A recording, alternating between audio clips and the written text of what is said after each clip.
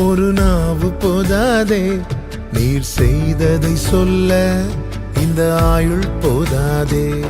உன் நீதியை சொல்ல ஒரு நாவு போதாதே, நீர் செய்ததை சொல்ல இந்த ஆயுள் போதாதே. இன்று என்னை காண்பதெல்லாம் உம்மால் தானே வந்தது. இயேசு கிறிஸ்துவின் இனிய நாமத்தினாலே உங்களுக்கு நன்பின் வாழ்த்துக்கள். இந்த புதிய நாளை காண செய்த தேவனுக்கு ஸ்தோத்திரம் உண்டாவதாக. இந்த நாள் ஒவ்வொருவருக்கும் நன்மையாய் ஆசீர்வாதமாய் இருக்க கர்த்தர் அனுக்கிரகம் செய்வாராக. எரேமியா தீர்க்கதரிசன புஸ்தகம் 3வது அதிகாரம், அதனுடைய 4-5 வசனங்கள். நீ இது முதல் என்னை நோக்கி, என் பிதாவே, தேவரீர் என் இளவயதின் அதிபதி என்று சொல்லி சதா காலமும் கோபத்தை வைப்பாரோ, அதை என்றென்றைக்கும் காப்பாரோ என்கிறாய் அல்லவா? இதோ இப்படி நீ சொல்லியும் பொல்லாப்புகளை செய்து மிஞ்சி போகிறாய் என்கிறார். கர்த்தருடைய பரிசுத்த நாமத்திற்கு மகிமை உண்டாவதாக. கர்த்தர் தீர்க்கதரிசியாகிய எரேமியாவை கொண்டு அநேக காரியங்களை வெளிப்படுத்தி உணர்த்தி ஜனங்களோடு பேசினதை இந்த தீர்க்க தரிசன புஸ்தகத்தில் பார்க்க முடியும். அதில் ஒரு முக்கியமான காரியம்தான் இது.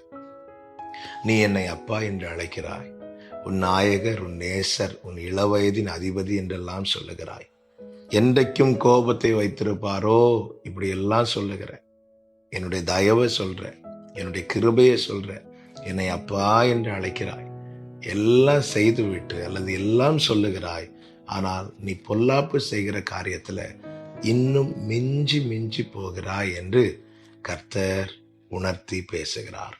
பிரியமான கர்த்தருடைய பிள்ளைகளே, அவரை அப்பா என்று அழைக்கும் புத்திர ஸ்வீகாரத்தை அவர் நமக்கு தந்திருக்கிறார். அவர் நம்முடைய நாயகர். அவருடைய கோபம் ஒரு நிமிடம், அவருடைய தயவு நீடிய வாழ்வு, எல்லாம் உண்மைதான். அதே நேரத்தில் அவர் தயவுள்ளவர், அவர் கிருபை உள்ளவர் என்று சொல்லி அக்கிரமத்திலே துணிந்து நடப்பதை தேவன் ஒரு நாளும் பொறுத்து கொள்ள மாட்டார். அதுதான் இங்கே சொல்லப்பட்டிருக்கிறது. அவர் என்றைக்கும் கோபம் வைப்பாரோ, அதன் அர்த்தம் என்ன? அவர் கோபப்பட்டாலும் அவர் ரொம்ப பாசமுள்ளவர், அவர் இரக்கமுள்ளவர், எல்லாம் உண்மைதான். அவர் இரக்கமுள்ளவர், கிருபை உள்ளவர், பாசமுள்ளவர் என சொல்லி நாம் பொல்லாப்பு செய்வோமானால், நாம் அக்கிரமத்தில் துணிந்து நடப்போமானால் தேவனால் அதை சகித்து கொண்டிருக்க முடியாது. எனவேதான் கர்த்தர் வான் பண்ணுகிறார், இதோ இப்படி நீ சொல்லியும் பொல்லாப்புகளை செய்து மிஞ்சி போகிறாய். பிரியமான கர்த்தருடைய பிள்ளைகளே, கிருபையினால் மீட்கப்பட்டோம்.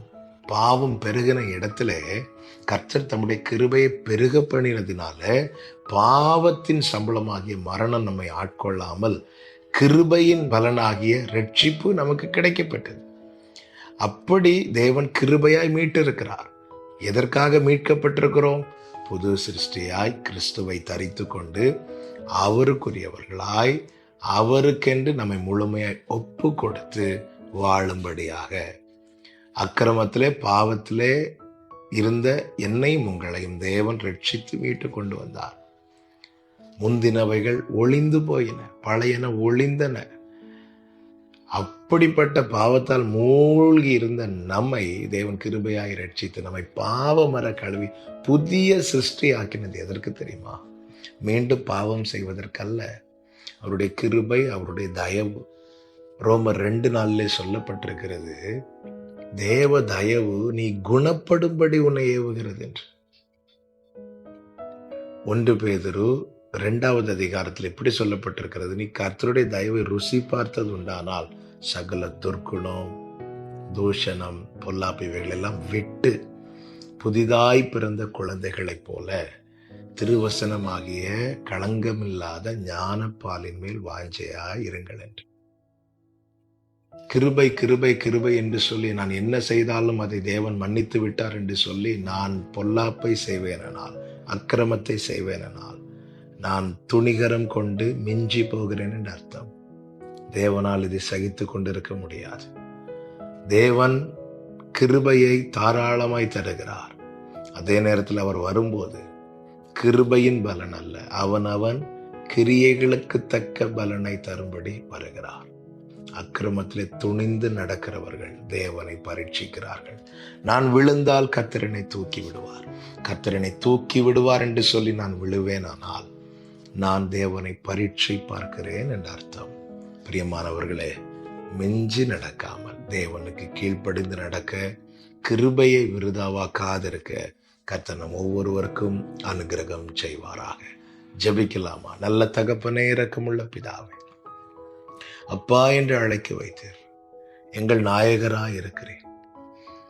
முழுமையாய் உம்முடைய கோபத்தை, எங்கள் அக்கிரமங்கள் பாவங்கள் நிமித்தம் உம்மை நாங்கள் கோபப்படுத்தினோம். அந்த கோபத்தை எங்களிடத்தில் வெளிப்படுத்தாமல் தயவை வெளிப்படுத்தி மீட்டிருக்கிறீர், காத்திருக்கிறீர்.